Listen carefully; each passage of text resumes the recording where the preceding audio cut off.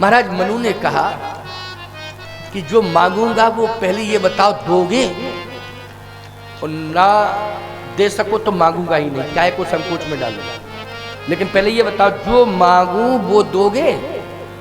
भगवान बोले हाँ देंगे। मनु जी बोले 3 बार कहो देंगे देंगे देंगे। पार्वती जी बोली महाराज बहुत गजब का व्यक्ति है, कहे और क्या साधारण मान रही हो क्या है? भगवान बोले देंगे देंगे देंगे। चलो ठीक है, अब आपने 3 बार कह दिया तो विश्वास है हमें, अब मैं मांग रहा हूं।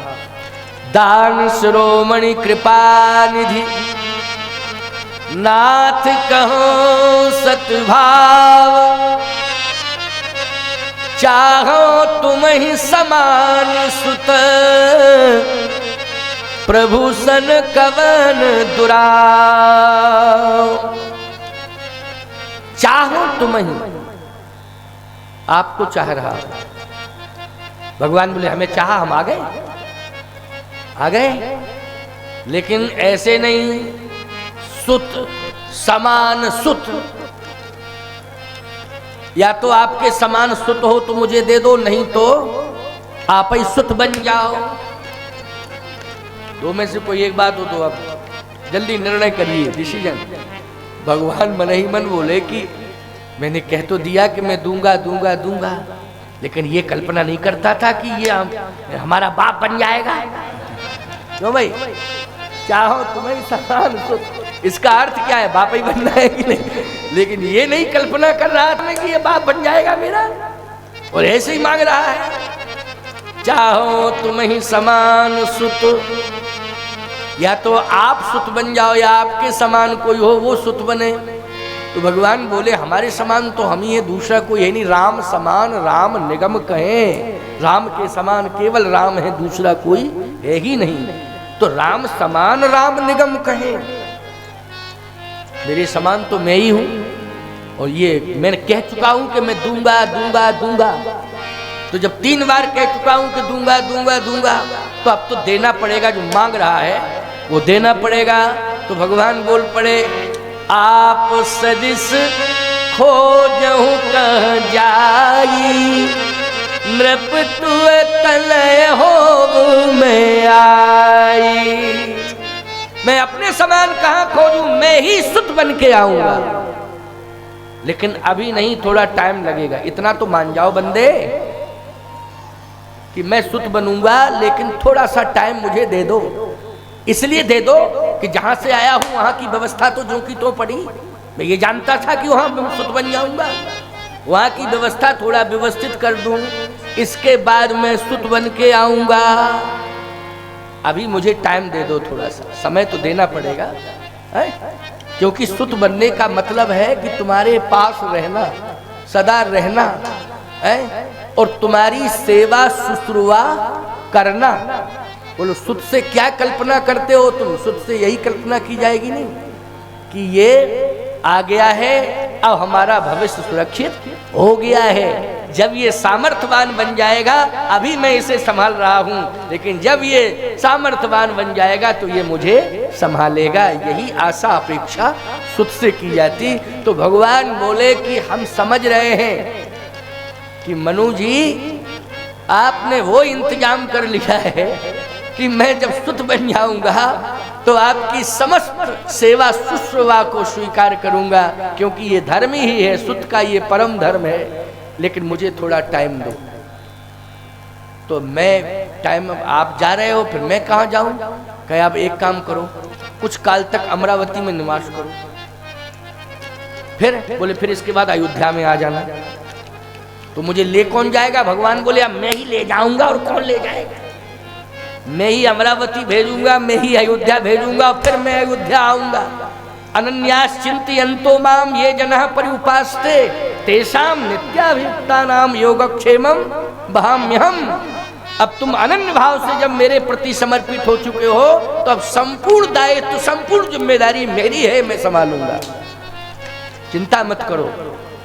अब तो तुम मेरे ऊपर निर्भर हो गए हो, लेकिन कुछ काल तक अमरावती में निवास करो, इसके बाद अयोध्या में, फिर मैं आऊंगा। ठीक, भगवान ने अपने विधान के अनुसार महाराज मनु को अमरावती भेजा।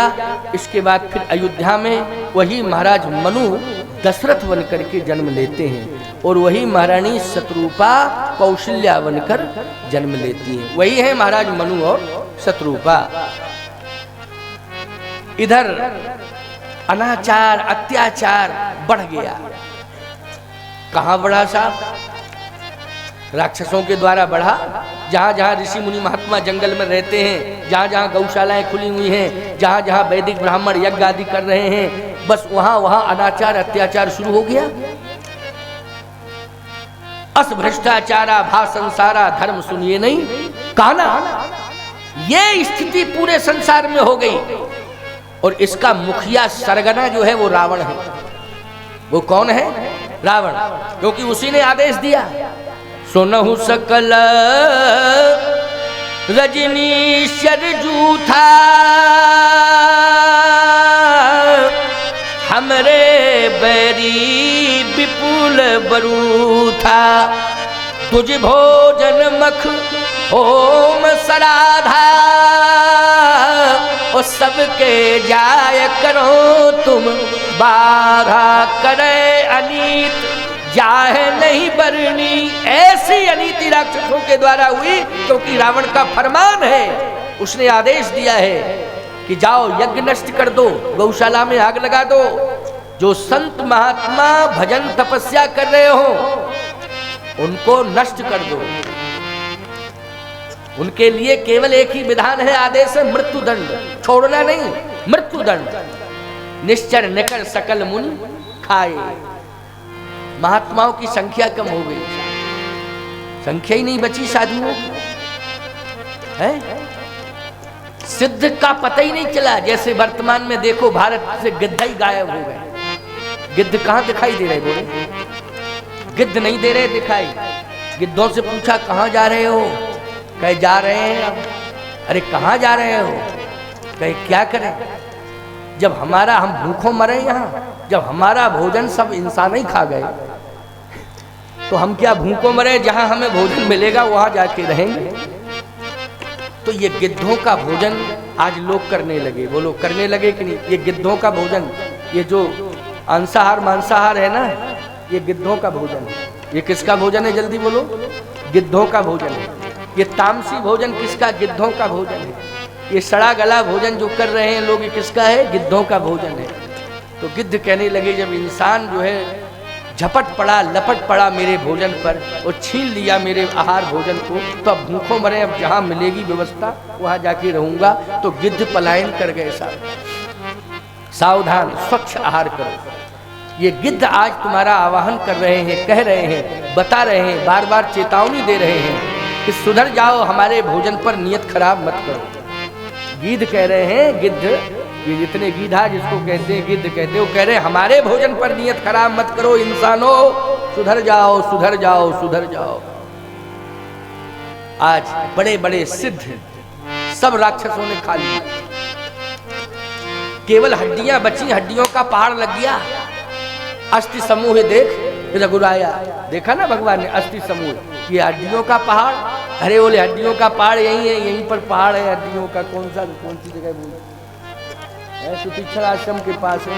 हाँ, सुतीक्षण आश्रम के पास चित्रकूट में उसको पहाड़ या अस्थि पहाड़ कहते हैं, क्या कहते हैं ज्यादा स्मरण नहीं, लेकिन है यही पहाड़ बन गया सब अस्थियों का, हड्डियों का, महात्माओं की हड्डियों का। अब देवता सब रोवे, जो महात्मा बचे वो रोवे। पृथ्वी के ऊपर इतना अनाचार, तो पृथ्वी रो रही है। गऊ का रूप धारण करके भगवान के सामने पहुंची, शंकर जी से कहा कि उद्धार करो, बचाओ बचाओ। शंकर जी बोले हम खुद परेशान हैं, हम भी परेशान ही हैं। कहे क्यों? हम भी परेशान हैं। बोले आप किससे परेशान हैं? बोले जलंधर से, राक्षस से। क्यों भाई? परम सती असुराधिप नारी और तहीं बोलता है न जीतू पुरारी, हम भी परेशान हैं। बोले वृंदा का पति इतना राक्षस है, असुर है, दैत्य है, उससे हम परेशान हैं। जलंधर की कथा आती है क्योंकि जन्म के प्रसंग में जन्म एक दो ही कहूं बखानी, राम जन्म के हेतु अनेका, परम विचित्र एकते एका, परम सती असुराधिप नारी, तही बल ताहे न जितु पुरारी। तो एक वृंदा का और जलंधर का संवाद भी ये आता है राम जन्म के हेतु में। एक मनु और शत्रुपा का भी प्रसंग आता है राम जन्म के हेतु में। बोलो आता है कि नहीं आता है? एक नारद जी का प्रसंग भी आता है, नारद श्राप दीन एक वारा, वो भी राम जन्म में। राम जन्म के हेतु अनेका, परम विचित्र एकते एका, जन्म एक दो ही कहो बखानी। इसी क्रम के अनुसार, क्योंकि समय नहीं है ना, इसलिए सबका नहीं सुना सकता हूँ कि सबका सुना दूं, लेकिन फिर भी कोशिश कर रहा हूँ।